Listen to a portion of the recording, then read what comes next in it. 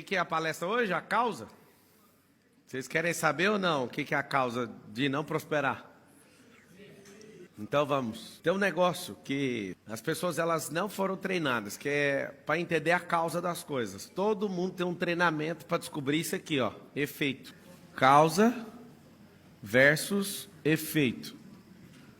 O que é causa versus efeito? Quem já chegou a escrever, eu sou PMF, escreve aí. Eu sou PMF. Tem gente da Inglaterra, escreve aí. Da onde que você está assistindo esse negócio? É dos Estados Unidos, é da Inglaterra, do Portugal, da onde? Escreve aí. Deixa eu ver de onde você está escrevendo. Seguinte, causa versus efeito. O que é efeito? Efeito é o que todo mundo dá conta de detectar. Causa, quase ninguém. Quando as pessoas elas descobrem a causa, o que elas fazem? Elas tratam diretamente na causa. O exemplo mais poderoso, mais simples do mundo, sobre causa e efeito. Está molhando dentro da sua casa, chovendo. Aí você fala assim, vou tratar o efeito. O efeito é a goteira. Põe um balde. Está tratado o problema?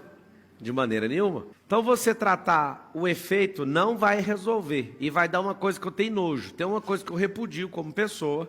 É um tal de retrabalho. O retrabalho é uma das coisas que mais me enoja na vida. Aí alguém sempre pergunta assim, Marcelo, você é preguiçoso? Para certas coisas, sim. Repetir a mesma coisa me mata de preguiça. Ter que fazer uma mesma coisa 2, 3, 4, 5 vezes, isso me deixa extremamente com raiva. O que eu faço então? Eu sempre quero detectar a causa. Porque se eu não detectar a causa, vai acontecer algo poderoso. Eu vou ficar repetindo efeito, efeito, efeito. Vamos para os efeitos. Uma pessoa que é vítima, ao invés de descobrir a causa do vitimismo dela, ela quer tratar o efeito. E aí o que acontece? Ela vai sempre culpar os outros. A vítima, quando ela trata, ela vai direto na causa da vitimização. Se ela não conseguir tratar, ela vai para a terceirização. Que ela olha para ela e pensa assim, é culpa de alguém. Sempre a vítima vai fazer o quê? Vai transferir a culpa. E aí na transferência de culpa, por que você não prospera, vítima? Não, porque a culpa é do meu pai. Aí, não, a culpa é da pessoa que cuidou de mim. Não, a culpa é do governo. Não, a culpa é do meu sócio. Sempre a culpa é de alguém. Tá, mas por que você é vítima? Aí você volta lá atrás, você descobre o bloqueio, e o bloqueio está falando que foi o pai dela mesmo. Só que eu quero que você entenda o seguinte, a culpa pelo gatilho foi do seu pai, a culpa por isso continuar em você é sua. Quando você, de fato, colocar dentro do seu coração que todas as soluções são suas, todo mundo vai escrever uma palavra aí, ó. Autorresponsabilidade, com 2 R's mesmo, autorresponsabilidade. Essa palavra chamada autorresponsabilidade, ela é muito forte, por quê? Porque ninguém é responsável por nada do seu resultado. Eu nem posso falar que eu estou cansado porque eu me divirto. Todos os dias da minha vida, já há muitos anos, era numa escala muito menor, mas agora está assustadora, as pessoas falando o que o doutor falou. Eu te ouvi 3 meses tomando um banho gelado, acordando de madrugada, paguei todo mundo que eu devia. Tipo, é sério? Aí todo mundo manda mensagem. Eu recebo mais ou menos, nos dias de hoje, uns 12 mil directs por dia. Vocês acham muito ou pouco? 12 mil. Aí alguém me vê assim, você lê o meu direct? Você imagina. Se eu receber 120 e-mails na caixa, eu não consigo ler. Quando eu era atendente de carro cedo, não dava conta de ler 120. Ler e tratar, né? Ler eu dou conta de ler 1000, apertando. Lê, né? Mas eu recebo uns 12 mil por dia. E às vezes eu me divirto, porque às vezes eu até respondo alguns aleatoriamente. Só tem assim, obrigado pelo que você fez por mim. E cá entre nós, o que eu fiz? Conta pra ninguém não, tá? Eu não fiz nada. Eu só descobri um jeito de ter uma vida massa. Um estilo de vida que todo mundo falou. E aí quando eu descobri que não precisa ser sofisticado e cada vez você pode ser mais simples, isso mudou o jogo. Só que é o seguinte, eu não gasto a minha vida tratando efeito. Meu negócio é tratar só causa. É por isso que eu pareço estúpido, é por isso que eu pareço arrogante, é por isso que vários fracos me odeiam. Porque eu não estou de brincadeira na vida, meu negócio é economia. A economia não é não gastar, a economia é ser eficiente, é ir direto no ponto. Então vocês vão entender essa palavra a partir de hoje, esse driver mental aqui, ó, causa. Buscar a causa de tudo. Se você não conhece a Deus, você é a causa.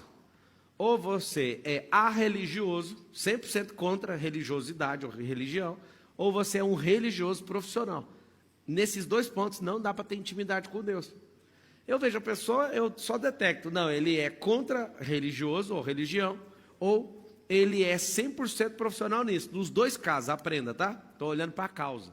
Nos 2 casos, a pessoa não conhece a pessoa de Deus. Não conhece, não tem como.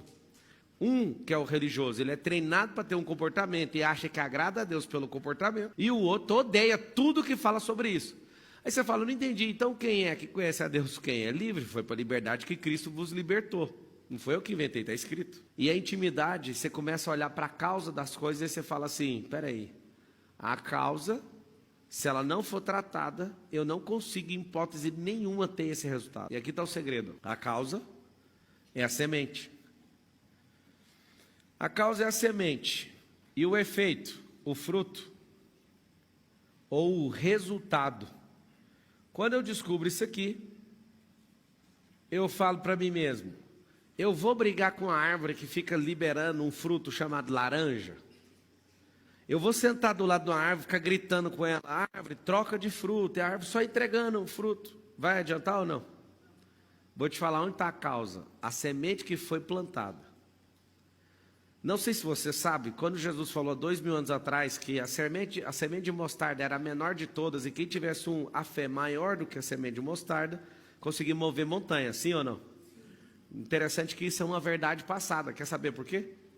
Quando Jesus falou que era a menor das hortaliças, depois de 1600 anos na França, descobrem através de um cruzamento de duas plantas, depois de 1600 anos, agora tem uma semente menor que a da mostarda. Eu acho isso absurdo. Hoje a semente do morango é menor que da mostarda. Aí um dia o ateu falou para mim, eu quero ver você quebrar essa agora. Se você quebrar essa, eu acredito em Deus. Aí eu falei, você sabe o que é verdade passada? Ele não declarou que aquilo era para sempre, ou que antes ou depois. Ele falou que naquele tempo, a menor de todas. E aí o cara não sabia do que ele estava falando. Eu fui lá porque eu amo pesquisar, eu não gosto de conversa fiada. Eu gosto de coisa científica. E tem um monte de coisa que não tem científica, é empírica, e você tem que testar e me dar o resultado, certo? Depois de 1600 anos, os caras fazem um cruzamento. E a semente desse morango é menor que aquela. O que é uma verdade passada, tá? Às vezes você fala algo, esse algo não muda fundamento de nada, mas com o passar do tempo as coisas são alteradas. Verdade passada, se você não sabe o que é isso, anota. Verdade passada. Continua sendo verdade naquele contexto, naquele tempo. Mas isso não alterou o fundamento. E aí na hora que eu expliquei o que era fundamento, o que era princípio, ele tomou um susto. Eu falei, vai ter que virar de Deus agora. Por quê? Ser cético, eu sou mais que qualquer ateu, tá?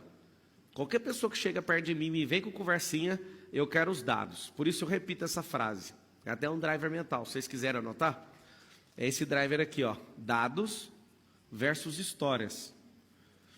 Se você assistir meus vídeos, agora estou fazendo um corte só de patada que eu dou na hora de fazer a pergunta. Qual que você não vai falar, não? E você? Começa pelo como? Todo mundo fica louco com isso. Por causa desse drive aqui, eu não tenho paciência com história. História não vai mudar o mundo, os dados vão. Aqui, ó, história. A pessoa, ela vive contando história para ela e para os outros, e todo mundo, fala com a boca assim, ó, todo mundo tem uma história triste. Precisa de ouvir esse tanto de história? E a dificuldade que é prolixo? Todo mundo na internet escreve assim, ó, prolixidade. O que é prolixidade? Pega a palavra e reduz ela agora, prolixo. Agora fala do jeitinho que a gente fala desde pequeno, assim, ó, prolixo. Lembra disso? O prolixo, ele está jogando as palavras no lixo, está bilhetando e furtando na hora do outro. Você imagina se você só instalar isso na sua cabeça. Vamos instalar um negocinho aí, ó. Fala assim, ó, em Deus, nós confiamos. Os demais tragam-me dados. Pronto. Aí você instala isso aqui na sua cabeça, ó. Dados. Por que eu me interessei muito por desbloqueio? Porque eu percebi uma padronagem cerebral. Todo mundo que tem aquele perfil cerebral dá o mesmo resultado. Não sei se você sabe, dados valem bilhões. Qual que é a guerra de hoje? É a guerra de dados. Você quer atrapalhar alguém, vai lá e atrapalha os dados. Você quer copiar o que a pessoa faz, compile seus dados. Agora história vale tão pouco. Geralmente história é letra, né? E isso aqui, ó, dados são números. O que eu sugiro que você faça? Aprenda a configurar seu cérebro como se fosse um algoritmo de computador, porque ele já foi configurado assim. Se você der conta de colocar no seu cérebro esses drivers que eu ensino, vocês terão noção? Esses drivers que eu fico ensinando, eu tenho mais ou menos uns 300. Linha por linha escrito. Mais de 300. E aí eu começo a ensinar uma pessoa, tem gente que fala, começa a sentir dor de cabeça, porque eu ensino exatamente como é que é o algoritmo. Como é que é isso? Você pega uma ilha no seu cérebro e fala assim, ó: